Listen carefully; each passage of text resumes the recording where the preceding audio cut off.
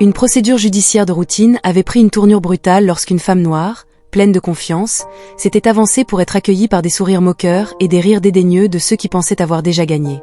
Cependant, lorsque le juge s'était levé et avait fait une révélation choquante, toute la salle d'audience avait été contrainte de reconsidérer tout ce qu'elle croyait savoir.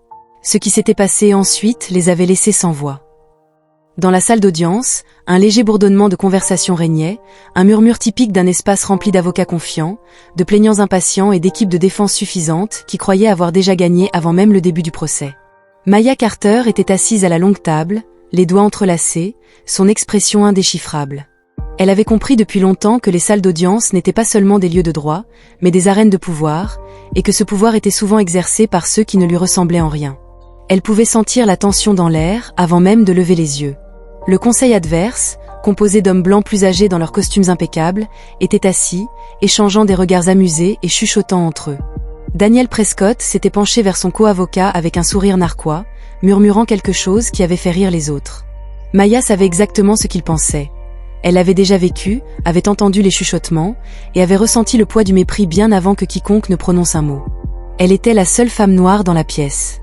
On aurait dit qu'ils avaient envoyé une étudiante en droit pour prendre des notes, l'un d'eux marmonnant dans sa barbe juste assez fort pour que Maya l'entende. Elle avait expiré lentement par le nez, serrant les lèvres dans un sourire crispé. Elle n'était pas nouvelle dans ce jeu. Le doute, la sous-estimation, les blagues à peine voilées à ses dépens, tout cela faisait partie d'un scénario qui se jouait bien avant qu'elle ne mette les pieds dans une salle d'audience. De l'autre côté de la pièce, le juge était entré et tout le monde s'était levé en même temps. L'honorable juge Patterson, président, avait été annoncé par l'huissier. Il se tenait droit, son visage calme. Le juge Patterson, un homme noir d'âge moyen avec des yeux perçants et une aura d'autorité, avait pris place, ajustant sa robe avant d'acquiescer pour que tout le monde se rassied.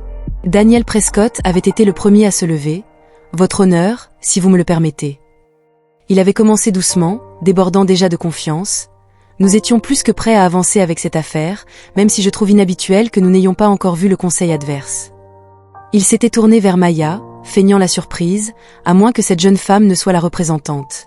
Son sourire était un mélange prudent de condescendance et d'amusement. Des rires avaient résonné du côté de la défense. La mâchoire de Maya s'était serrée, mais elle était restée immobile. Elle n'était pas prête à réagir. Pas encore. Le juge Patterson avait haussé un sourcil, son regard oscillant entre Prescott et Maya. « Que trouvez-vous d'inhabituel à ce sujet, monsieur Prescott ?» avait demandé le juge. Sa voix était calme, mais avec une pointe d'ironie qui avait fait disparaître légèrement les sourires moqueurs dans la salle. Prescott s'était éclairci la gorge. « Rien, votre honneur. J'ai juste supposé. »« Soyez prudent avec ce que vous supposez », avait interrompu le juge Patterson. « Mademoiselle Carter, êtes-vous prête à continuer ?» Maya s'était finalement levée, lissant son blazer avant de croiser le regard de Prescott. « Oui, votre honneur, prête comme jamais. » Sa voix était ferme et claire. Le sourire narquois sur le visage de Prescott s'était contracté, mais il avait rapidement dissimulé. Il s'était rassis, poussant un soupir exagéré comme s'il se livrait à un jeu d'enfant. Maya s'était légèrement tournée, jetant un coup d'œil à la simple assise derrière elle, les clients qui lui avaient fait confiance pour les représenter. Elle avait remarqué la jeune femme au centre, une mère luttant contre une expulsion injuste, qui serrait ses mains, l'inquiétude écrite sur son visage. Maya n'avait aucune place pour le doute, pas ici, pas aujourd'hui. Prescott s'était penché en arrière sur sa chaise, chuchotant à nouveau à son co-avocat. « Cela devrait être intéressant, » murmura-t-il, « j'ai hâte de la voir tâtonner. » Maya n'avait pas besoin d'entendre pour savoir ce qu'il disait, cela n'avait pas d'importance. Elle avait été sous-estimée auparavant, elle avait été écartée auparavant, et chaque fois, elle leur avait prouvé qu'ils avaient tort. Le juge Patterson avait ajusté ses lunettes et jeté un coup d'œil à son rôle. Il annonça « Madame Carter, la parole est à vous. » Le changement dans la salle était presque palpable. Même le sténographe judiciaire avait hésité une fraction de seconde, comme s'il s'attendait à ce que le juge Patterson appelle quelqu'un d'autre. Le moment s'était étiré, chargé d'incrédulité inexprimée. Maya avait pris son temps, repoussant sa chaise avec des mouvements lents et délibérés. Elle s'était avancée, debout, ses talons claquant contre le sol poli de la salle d'audience. Et puis, juste au moment où elle était sur le point de parler, le juge Patterson avait fait quelque chose qui avait fait taire toute la salle. Il s'était levé, et les murmures avaient disparu. L'avocat de la défense s'était raidi, le sourire narquois de Prescott avait faibli. Le juge Patterson avait croisé les mains devant lui, regardant autour de la salle avant de poser son regard directement sur Prescott. « Je veux que quelque chose soit très clair. » La salle avait retenu son souffle. « Vous êtes en présence non seulement d'un avocat qualifié, mais de l'un des meilleurs esprits juridiques dans cette salle d'audience. » Le juge Patterson avait poursuivi. « Mademoiselle Carter n'est pas une assistante, elle n'est pas une étudiante, elle n'est pas là pour prendre des notes. » Prescott avait dégluti, mais le juge Patterson n'avait pas fini. « Elle est votre conseil adverse, » dit-il, laissant les mots se poser comme un coup de marteau lent et délibéré. « Et je vous conseille fortement de la traiter comme telle. » Le silence, le poids de ces mots avait pesé sur la salle, forçant un changement de posture, un réajustement des hypothèses. Maya avait croisé le regard de Prescott, stupéfait, avec une légère inclinaison de la tête, attendant pour la première fois depuis le début du procès. Il n'avait pas l'air bien. Maya avait finalement pris la parole d'une voix douce et inébranlable. « Merci, votre honneur. » Puis, sans perdre un instant, elle s'était tournée vers le jury, son expression posée, et avait prononcé sa déclaration d'ouverture avec une confiance qui ne laissait aucune place au doute. Et cette fois, il n'y eut pas de rire. La salle était silencieuse, abasourdie par le poids des mots du juge. Maya était assise, figée, sentant la prise ferme de la main du juge Whitmore sur son épaule. Ce contact était rassurant, solide, le premier signe dans cette salle d'audience que quelqu'un d'autorité se tenait avec elle au lieu d'être contre elle. Mais son cœur battait toujours dans sa poitrine, non pas par peur, mais par des années de sous-estimation, de rejet et de ridicule. En face d'elle, le sourire narquois de Daniel Prescott avait presque disparu, ses épaules, maintenant détendues, étaient raides de tension. Son co-avocat, Robert Ray, qui ricanait il y a quelques instants, se déplaçait maintenant mal à l'aise sur sa chaise. La suffisance dans leurs yeux avait été remplacée par quelque chose d'autre, quelque chose que Maya avait déjà vu, le malaise. La voix du juge avait de nouveau résonné dans la salle d'audience, ses mots clairs et nets. J'attends de chaque personne dans cette salle d'audience qu'elle fasse preuve de respect là où il le faut, et si j'entends ne serait-ce qu'un murmure de dissension envers l'avocat adverse à nouveau, je n'hésiterai pas à tenir quelqu'un pour outrage. Maya s'était enfin autorisée une petite inspiration. Le juge Whitmore avait retiré sa main de son épaule et était retourné à son siège, mais l'impact de ces mots persistait, suspendu dans l'air comme un épais nuage. Aucune des deux parties ne pouvait passer à travers. Le juge Whitmore dit en hochant la tête vers elle, « Continuez votre affaire. » Maya avait dégluti lentement. Se levant de sa chaise, le moment lui avait semblé lourd, mais elle avait refusé de se laisser peser. Elle avait une affaire à gagner. Elle s'était tournée vers le jury, ses talons claquant doucement contre le sol poli de la salle d'audience. « Mesdames et messieurs, avait-elle commencé, maintenant sa voix stable. Aujourd'hui, vous allez entendre une affaire sur le pouvoir et la responsabilité des personnes qui ont la capacité de changer des vies et ceux qui choisissent d'exploiter ce pouvoir à la place. » Elle avait laissé ses yeux scruter le jury, s'assurant que chaque personne se sente vue. Vous entendrez des témoignages, vous verrez des preuves, mais plus important encore, vous comprendrez que cette affaire ne concerne pas seulement ce qui s'est passé, mais ce qui est vrai. Cela avait été dit à Catherine Wett. Elle avait été tuée pendant les manifestations de l'Union, des gens avaient été tués et l'action avait été observée. Maya avait fait un petit pas en avant, puis avait tourné son regard vers la table adverse. Mes clients méritent justice. Elle avait continué, et c'est exactement ce que j'ai l'intention de leur obtenir. Elle s'était retournée vers le juge. Votre honneur, j'appelle mon premier témoin. Au moment où Maya s'était rassise, elle avait aperçu une lueur de frustration sur le visage de Daniel Prescott. Il était secoué mais pas brisé. Pas encore. Le procès avait commencé dans son intégralité, témoin après témoin s'avançant pour raconter sa version des faits. Maya était restée concentrée, prenant des notes, écoutant attentivement, attendant le moment où Prescott ferait une erreur, car elle savait qu'il le ferait. Les hommes comme lui le faisaient toujours. Quand le tour de la défense était venu, Prescott avait redressé sa cravate et s'était dirigé vers le box des jurés avec une confiance renouvelée. « Mesdames et messieurs », avait-il dit, le sourire narquois revenant sur ses lèvres. « Je pense que nous pouvons tous convenir que, bien que M. Carter soit là, il avait hésité en la regardant avec passion. Nous devons nous concentrer sur les faits et non sur les sentiments. » Maya avait gardé son visage neutre. Le coup de poing ne l'avait pas surprise. Elle s'y attendait. Elle avait regardé Prescott. Il avait fait défiler ses propres témoins à la barre, chacun soigneusement encadré pour peindre une image qui correspondait à sa version de la vérité, mais Maya était patiente. Elle savait qu'en frapper, et son heure était arrivée plus tôt qu'elle ne l'espérait. Un témoin clé, un propriétaire qui avait expulsé son client dans des circonstances suspectes, avait pris la parole. Sa cravate était légèrement de travers. Une goutte de sueur se formait à son temple. Maya se tenait là, prenant son temps, tandis qu'elle s'approchait de Monsieur Reynolds. Elle avait commencé à feuilleter ses notes. « Pourriez-vous s'il vous plaît rappeler au tribunal pourquoi vous avez expulsé mon client ?» Reynolds s'était éclairci la gorge. Elle était en retard sur son loyer. Maya avait hoché la tête. « Je vois, et quand exactement lui avez-vous signifié l'avis d'expulsion ?» Reynolds avait légèrement bougé sur son siège. Le 3 mars, Maya avait jeté un coup d'œil au papier devant elle. « Êtes-vous sûre de cela ?» Elle s'était retournée lentement en se dirigeant vers la table des preuves car, selon les archives officielles, avait-elle dit en tenant un document. L'avis d'expulsion n'a été émis qu'en mars. Le 20 mars, 17 jours plus tard, la salle d'audience s'était agitée. Prescott s'était raidi.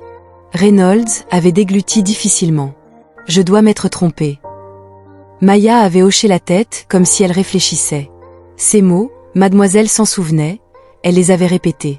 Pourtant, c'est un document légal horodaté et signé par vous confirmant que l'expulsion a été signifiée le 20 mars. Alors qu'en est-il, monsieur Reynolds? Le propriétaire cherchait une réponse, mais il n'y en eut pas. Maya s'était tournée vers le jury, laissant le silence parler de lui-même. Mesdames et messieurs, vous devez maintenant vous demander si les accusés. Les témoins ne pouvaient pas maintenir les faits que Prescott tentait de dissimuler. Il se tut sur son siège, son objection ayant été rejetée. Le juge Whitmore avait à peine levé les yeux de son banc en déclarant cela. Maya avait lutté contre l'envie de sourire, car les fissures dans la défense de Prescott commençaient à se faire jour au moment où le dernier témoin avait pris la parole. Elle pouvait sentir un changement dans l'atmosphère. Le jury ne semblait pas convaincu par les arguments de Prescott. Son arrogance habituelle commençait à s'estomper, et le moment qu'elle attendait était enfin arrivé. Prescott s'était levé pour son contre-interrogatoire final, sa frustration évidente dans la manière dont il avait ajusté ses menottes. « Mademoiselle Carter », avait-il dit en s'adressant directement à elle, « il est évident que vous avez fait vos recherches, mais soyons honnêtes, votre client avait des retards de paiement. Devons-nous vraiment ignorer cela simplement parce que vous avez trouvé une formalité ?» Maya avait pris une profonde inspiration, maintenant son expression impassible. « Ce n'est pas une question de formalité », avait-elle répondu calmement. « Il s'agit de la vérité, et la vérité est que mon client a été injustement ciblé. Les faits le démontrent. » Prescott avait ouvert la bouche, mais aucun mot n'en était sorti, car il le savait, tout comme les personnes présentes dans la salle d'audience. Maya s'était tournée vers le juge. « Votre honneur, je pense que nous avons suffisamment entendu. » Le juge Whitmore avait hoché la tête en accord. Le procès touchait à sa fin, et Maya était prête pour le coup de grâce. La tension dans la salle d'audience était palpable, une atmosphère qui pesait sur les murs et s'installait dans les os de chacun. C'était une sensation que Maya Carter connaissait trop bien. L'instant décisif était soit à venir, soit déjà perdu. Elle était assise à la table des plaignants, les mains soigneusement posées sur son bloc-notes, sa respiration régulière. En face d'elle, Daniel Prescott feuilletait ses notes avec une rigidité trahissant sa nervosité. Le sourire narquois qui l'avait accompagné tout au long du procès avait disparu, remplacé par une expression tendue et incertaine. Son co-consul, Robert Ray, était assis à ses côtés, les mains jointes, les jointures blanches. Le jury avait reçu ses instructions. L'affaire était désormais entre leurs mains. Maya avait expiré lentement en regardant sa cliente, une mère célibataire luttant contre une expulsion illégale qui aurait pu la laisser sans abri avec ses enfants. La femme avait les mains serrées, son visage marqué par l'espoir et la peur. Le juge Richard Whitmore était assis en hauteur sur le banc, ses yeux bleus sévères scrutant la salle. C'était le même juge qui avait posé une main rassurante sur l'épaule de Maya lorsqu'elle avait été moquée, le même juge qui avait fait taire l'arrogance de l'équipe de défense par une déclaration ferme. Et maintenant, tout se résumait à ce moment. Le greffier s'était avancé, tenant un morceau de papier plié, le verdict du jury. Alors que le jury s'apprêtait à rendre son verdict, le juge Whitmore avait demandé d'une voix calme mais puissante. Une femme noire d'âge moyen, vêtue d'une robe marine, s'était levée, tenant fermement le papier dans ses mains. « Nous avons, votre honneur », le cœur de Maya avait fait un bond, mais elle avait gardé son expression impassible. Les 4 jurés avaient tendu le papier à l'huissier, qu'il avait remis au juge. Un silence pesant s'était installé dans la salle d'audience alors que le juge lisait le verdict, son visage demeurant impassible. Puis, avec un hochement de tête ferme, il l'avait rendu au greffier. « Le défendeur peut-il se lever ?» L'huissier avait ordonné, et Maya avait légèrement tourné la tête pour voir Daniel Prescott et Robert et se lever, le dos droit, les expressions vides. Le jury Fauré s'est éclairci la gorge dans l'affaire Carter contre Reynolds concernant l'expulsion illégale de Madame Lisa Thompson et de sa famille. Nous, le jury, avons statué en faveur du plaignant. Maya avait senti tout son corps lâcher le souffle qu'elle retenait. Un murmure stupéfait avait parcouru la salle d'audience. Un frisson l'avait traversée. Ordonnance prononcée par le juge Whitmore, puis, hochant la tête vers le jury, il avait ajouté « Vous pouvez vous retirer ».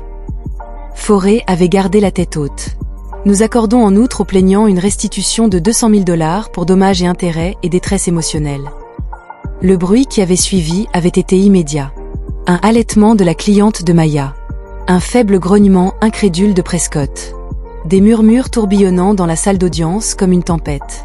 La bouche de Prescott s'était légèrement ouverte avant qu'il ne se reprenne, sa mâchoire se serrant, ses mains se transformant en poings, ses ongles s'enfonçant dans ses paumes. Maya était restée immobile, contrôlée, sa cliente tremblant à ses côtés, les mains couvrant sa bouche tandis que des larmes lui montaient aux yeux. Maya s'était tournée pour lui faire face, s'autorisant enfin un petit sourire chaleureux. « C'est fini », murmura-t-elle, « tu as gagné ». Lisa Thompson avait laissé échapper un soupir tremblant avant de serrer Maya dans ses bras. Maya s'était d'abord raidie, surprise, mais elle s'était détendue en tapotant le dos de la femme, laissant la victoire s'installer.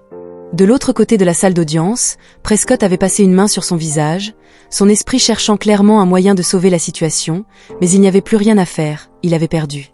Robert avait marmonné quelque chose dans sa barbe, son visage tordu par la frustration, mais Maya ne se souciait pas assez d'écouter. Le juge Whitmore avait ajusté sa robe, sa voix coupant à nouveau à travers la salle d'audience. Le tribunal déclare le défendeur coupable d'expulsion illégale et de discrimination. Le jugement est définitif. Cette salle d'audience est ajournée. Il avait frappé son marteau une dernière fois. Et juste comme ça, c'était fini. Maya s'était rassise dans sa chaise, un sentiment d'épuisement l'envahissant. L'affaire avait été longue, le combat avait été brutal, mais la justice avait été rendue. Alors que la salle d'audience se vidait, Prescott s'était finalement tourné vers Maya, son visage un mélange de frustration et de respect forcé. « Tu as eu de la chance », avait-il murmuré, sa voix suffisamment basse pour qu'elle seule puisse l'entendre. Maya avait arqué un sourcil, peu impressionnée. Ce n'était pas de la chance, c'était du talent. Prescott avait ricané, secouant la tête en attrapant sa mallette et s'éloignant rapidement. Maya avait enfin expiré, s'autorisant un vrai sourire sincère. Elle avait réussi, non seulement pour sa cliente, mais pour chaque femme noire qui était entrée dans une salle d'audience et qui avait été mise en doute avant même de parler. Alors qu'elle rangeait ses notes, elle avait senti une présence à ses côtés. Le juge Whitmore se tenait là, son expression calme mais approbatrice. « Vous avez bien argumenté, mademoiselle Carter », avait-il dit simplement. Maya avait croisé son regard, son respect pour lui grandissant. « Merci, votre honneur ». Il avait hoché la tête une fois, puis s'était retourné et s'était éloigné, sa robe flottant derrière lui. Maya avait rassemblé ses affaires, la tête haute. En sortant de la salle d'audience, elle était entrée dans cette pièce sous-estimée. Elle avait marché et était sortie invaincue, et la prochaine fois, il n'oserait plus douter d'elle.